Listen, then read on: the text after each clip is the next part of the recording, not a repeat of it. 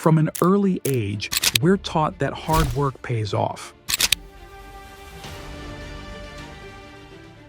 That if you put in enough hours, sacrifice enough comfort, and push past enough pain, greatness will eventually greet you.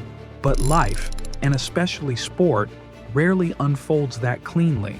For every champion, there are countless contenders who fall short, left only with the weight of what could have been. Jay Cutler knew that pain well.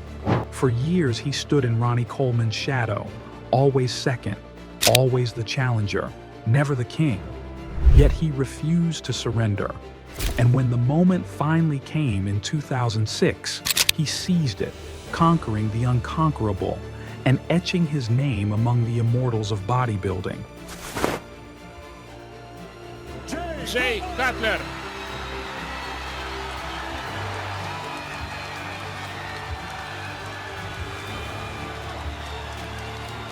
But was victory worth the years of sacrifice it demanded?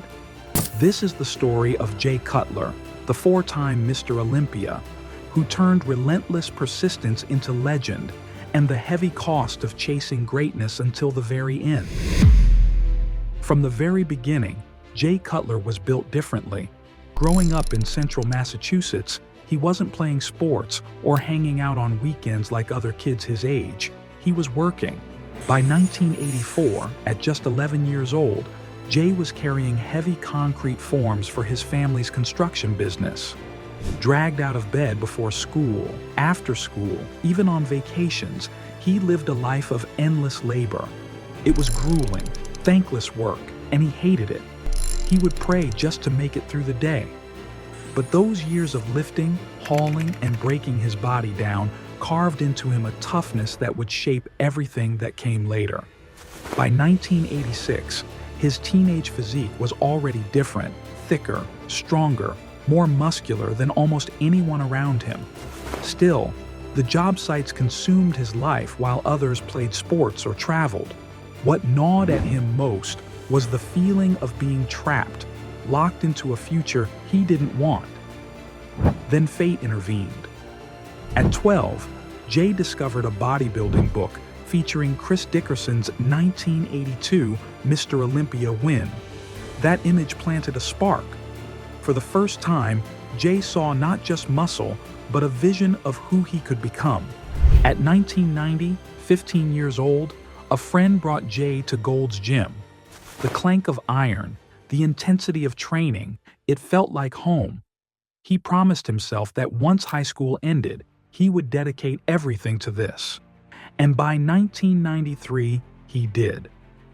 With $300 saved for a membership at Gold's Gym Worcester, Jay left construction behind. Every rep became an escape from family struggles, from doubt, from uncertainty. Within 6 months, his body transformed, 50 pounds of mass, a 300-pound bench press, strength and size that couldn't be ignored. By 1993, he entered his first show, placed second, and was hooked. Soon after, he caught the eye of coach Chris Aceto, who made a bold prediction. And this guy is like built to be Mr. Olympia. And I mean not only be Mr. Olympia physically, but be Mr. Olympia like as somebody who lifts the sport up. In 1995, Jay proved him right. At just 22, he won the NPC Tournament of Champions. In 1996, at only 23, he shocked the bodybuilding world, again winning nationals on his first attempt, earning his pro card. The kid who once dreaded concrete mornings was now a rising professional. But in 1998, the dream met reality. That same year Jay made his pro debut, Ronnie Coleman began his reign as Mr. Olympia. Jay finished far back, and that was a reminder that potential wasn't enough. If he wanted to stand on that stage as the best, he would need to transform everything: his training, his diet, his entire life. By 2001, the stage was set at Mandalay Bay in Las Vegas. Just weeks after 9/11, security was tight, tensions were high, and in the center of it all, Ronnie Coleman, Kevin Levrone, and a surging Jay Cutler. Ronnie looked off, bloated and heavy, while Jay came in crisp, dominant in the abs and thigh pose, and even leading after prejudging. For the first time, the champion looked vulnerable. But by nightfall, Ronnie rebounded, sharper and more aggressive. Jay pushed him to the brink, but in the end, he was awarded second in one of the most controversial Olympias in history. Then came the sting. Jay was disqualified for a failed diuretic test, a ruling later rescinded. Still, the damage was done. The talks began that Cutler beat Coleman mentally in 2001. In 2002, Jay sat out the Olympia, his greatest regret, while Ronnie, smaller and vulnerable, survived a shaky win. Weeks later, Gunther Schlierkamp shocked the world by beating Coleman at the GNC Show of Strength. The king was human, and Jay knew he had missed his chance. By 2003, Jay was the uncrowned champion, winning everything but the Olympia. Yet when Ronnie returned at an earth-shattering 287 pounds, the dream was crushed again. For the fourth straight year, Jay Cutler was runner-up. 4 times he stood next to Ronnie Coleman. 4 times he walked away defeated. But through it all, Jay never complained. The kid from Massachusetts who once carried concrete blocks before school simply went back to the gym, worked harder, and came back stronger. And with every loss, his popularity soared. He became the people's champion. The underdog fans were desperate to see win. By 2006, the whispers had turned into one question. Could Jay finally pull it off, or would rising star Victor Martinez spoil the dream? On the other side, Ronnie was chasing his 9th Mr. Olympia title, a record that would eclipse Lee Haney. Either way, history was on the line. The tension was electric. Ronnie came in massive, but Jay was sharper than ever, tighter from the back, crisper in his conditioning, more complete overall. In the comparisons, it became clear this wasn't going to be another runner-up finish. Jay fought for every pose, refusing to give an inch, forcing Coleman to match him.